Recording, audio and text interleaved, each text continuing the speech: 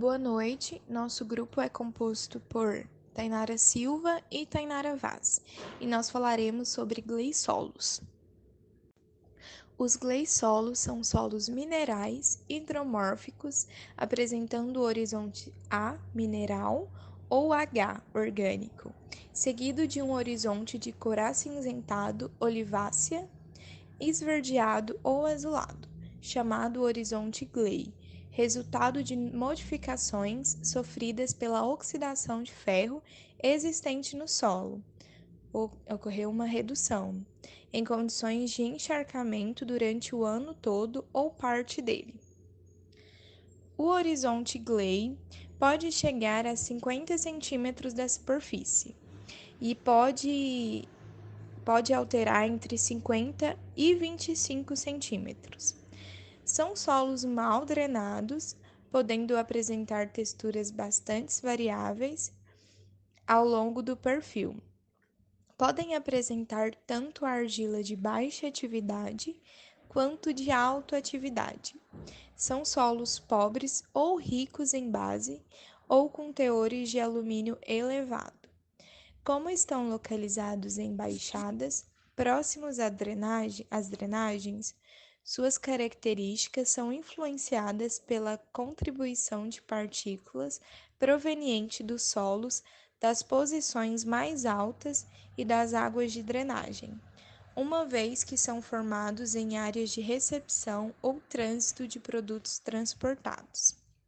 Então, os solos são saturados por água, como já foi dito, encontrados em regiões hidromórficas.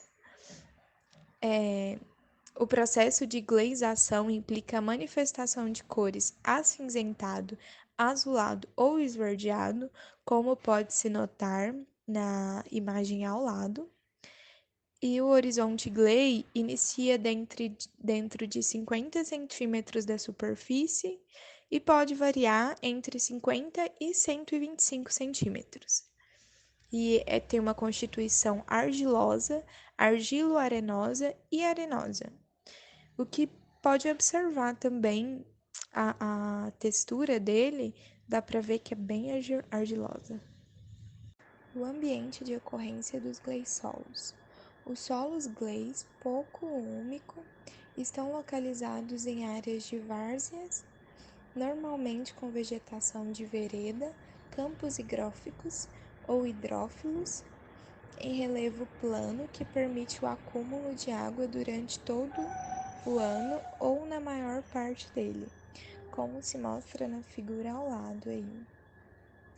E podem ocorrer também em cabeceiras de rios ou córregos e também ao longo deles, estando sujeitos a inundações. O lençol freático quase sempre está próximo à superfície. Nós colocamos um mapa aí abaixo mostrando a distribuição dos gleisolos no Brasil e observa-se que a maioria é na região norte e que os gleisolos são separados em três. São os gleisolos tiomórficos, os gleisolos sálicos e os gleisolos aplicos. A maior vantagem dos gleisolos é que eles são solos profundos. Uma das maiores limitações em relação aos gleisolos está na presença de lençóis freáticos elevados, com grande risco de inundação, necessitando de drenagem para o seu uso. Raramente apresentam fertilidade alta e a neutralização de acidez pela calagem é problemática, exigindo, muitas vezes, grandes quantidades de calcário. A textura ao longo do perfil deve ser observada, pois os solos muito argilosos em superfície podem apresentar sérios problemas quando drenados. À medida que esses solos secam, ficam endurecidos, prejudicando o desenvolvimento das raízes. Ciclos constantes de umedecimento e secagem podem provocar endurecimento irreversível do solo. Aqui nas desvantagens a gente mostra que é baixa fertilidade, a acidez e teores elevados de alumínio, de sódio e de enxofre, deficiência de oxigênio devido à quantidade de água, presença de lençol freático elevado e grandes riscos de inundações e alagamentos, e compreende solos mal a muito mal drenados. Após drenadas e corrigidas as deficiências químicas, esses solos são indicados principalmente para pastagens, para a pecuária de bovinos, caprinos e bubalinos. Também são indicados para culturas de subsistência, culturas anuais diversas, horticultura, plantio de arroz por inundação, como mostrado na foto abaixo, cana-de-açúcar, bananicultura e olericultura. Culturas não indicadas. O gleissolo não possui vegetação restritiva, mas não é recomendado o plantio de culturas que preferem o solo seco, pois elas podem acabar não se adaptando bem e morrendo. Práticas de manejo sugeridas. Seu manejo é dificultado, pois exige grandes investimentos, como calagem e drenagem.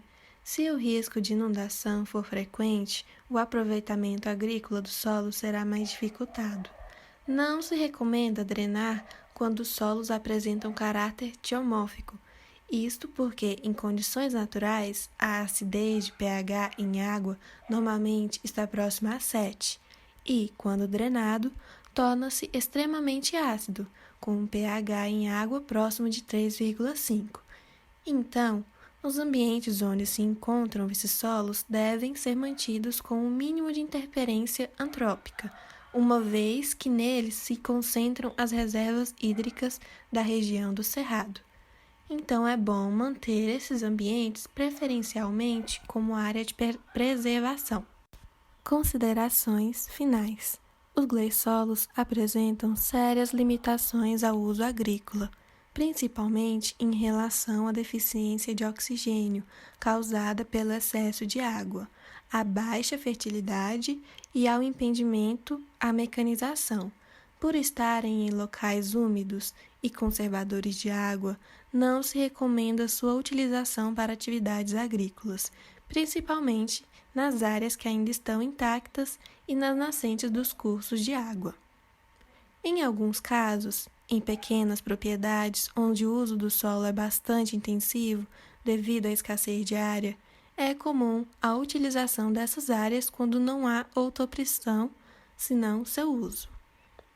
Então, resumindo, esse é um solo com uma característica química não muito boa, pois apresenta de média a baixa fertilidade. Possui uma característica física ruim, seu manejo é trabalhoso, pois acontece em baixadas, que geralmente são regiões hidromórficas, é um solo muito encharcado que atrapalha a entrada de maquinário e não é muito indicado para a agricultura. Então é isso. Obrigada por assistir até aqui. Este trabalho foi apresentado por Tainara da Silva Barbosa e por mim, Tainara Vaz Dias, alunos do 4º período de Agronomia da Faculdade Evangélica de Goianésia, para obtenção de nota na matéria Levantamento e Classificação de Solos.